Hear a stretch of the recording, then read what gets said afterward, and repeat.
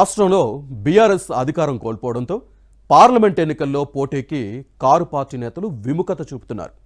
Sitting ఎంపీలు సైతం రంగం నుంచి తప్పుకుంటున్నారు.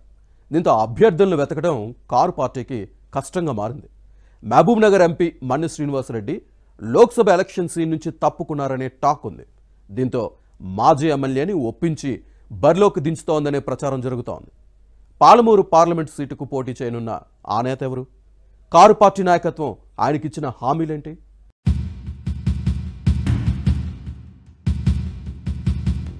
అసెంబ్లీ ఎన్నికల ఓటమి షాక్ నుంచి తేరుకుంటున్న బీఆర్ఎస్ పార్లమెంటు ఎన్నికలపై ఫోకస్ పెట్టింది. అభ్యర్థుల ఎంపికకు చర్యలు చేపట్టింది. దీనిలో భాగంగా మహబూబ్ నగర్ లోక్సభ స్థానం నుంచి దేవరకద్ర మాజీ ఎమ్మెల్యే ఆల వెంకటేశ్వరరెడ్డిని రంగంలోకి దించేందుకు పార్టీ పెద్దలు ఒప్పించినట్లు సమాచారం. ఇప్పటి వరకు ఎవరు పోటీలో ఉంటారనే అంశంపై క్లారిటీ లేకపోవడంతో పార్టీ శ్రేణులు అయోమయానికి గురయ్యాయి. ఇప్పుడు స్పష్టత రావడంతో వచ్చే ఎన్నికల కోసం సమాయత్తం అవుతున్నారు. ప్రస్తుత కారు పార్టీ ఎంపీ మన్ని శ్రీనివాసరెడ్డి వచ్చే ఎన్నికల్లో పోటీ చేసే అవకాశం కనిపించడం లేదు. ఆయన సోదరుడి కుమారుడు టీటీడీ మాజీ సభ్యుడు మన్ని జీవన్ రెడ్డి కాంగ్రెస్ లో చేరేందుకు సిద్దమయ్యారు. సీఎం రేవంత్ రెడ్డిని ఢిల్లీలో ఏఐసీసీ ప్రధాన కార్యదర్శి కేసీ వేణుగోపాల్ కలిశారని సమాచారం.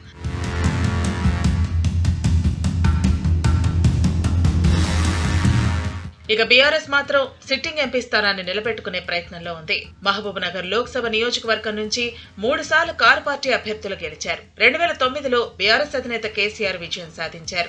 2014లో ఏపీ జితేందర్ రెడ్డి నెగ్గారు. 2019లో జరిగిన ఎన్నికల్లో ఈ నేత మరోసారి టికెట్ ఆశించిన నియోజకవర్గ పరిధిలోని 5 ఎమ్మెల్యేలు వ్యతిరేకించడంతో మన్ని శ్రీనివాసరెడ్డికి అవకాశం కల్పించారు. అప్పట్లో పార్టీ చాలా బలంగా ఉండటంతో 80,000కు పైగా ఓట్ల మెజార్టీతో విజయం సాధించారు. బీజేపీ అభ్యర్థి డీకే అరుణ ఓడిపోయారు. పాలమూరు పార్లమెంటు సీటులో గెలుపు పరంపరను కొనసాగించాలనే పట్టుదలతో గులాబీ పార్టీ అధినాయకత్వం ఉంది. దీనిలో భాగంగానే ప్రతి అసెంబ్లీ నియోజకవర్గంలో సమీక్షా సమావేశాలు నిర్వహిస్తూ ఓటమికి కారణాలు విశ్లేషించుకుంటోంది. మహబూబ్ నగర్, నాగర్ కర్నూలు పార్లమెంటు సీట్ల పరిధిలోని పలు స్థానాల్లో ఇప్పటికే మాజీ మంత్రి శ్రీనివాస్ గౌడ్ సమావేశాలను పూర్తి చేశారు. పరాజయానికి దారితీసిన పరిస్థితులు, భవిష్యత్ కార్యాచరణపై ముఖ్య నాయకుల కార్యకర్తల అభిప్రాయాలని సేకరించారు.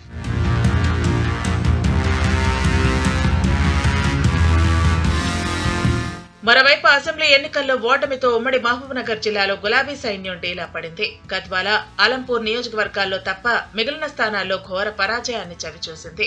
కొంతవరకు మంచి ఓట్లు సాధించిన నాగర్ కర్నూల్, దేవరకద్ర మాజీ ఎమ్మెల్యేలు మర్రి జనార్దన్ రెడ్డి, ఆల వెంకటేశ్వరరెడ్డిలో ఎవరో ఒకరిని మహబూబ్ నగర్ లోక్సభ స్థానం నుంచి బరిలో దింపాలని ఆలోచించింది.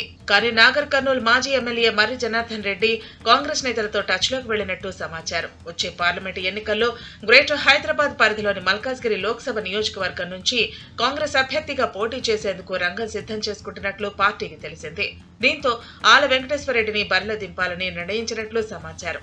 ఈ నేత అసెంబ్లీ ఎన్నికల్లో కేవలం 1382 ఓట్ల తేడాతో ఓడిపోయారు. దీంతో ఈ నేత పట్ల సానుభూతి ఉందని గ్రహించిన గులాబీ పార్టీ లోక్సభ బరిలో దించాలని నిర్ణయించింది.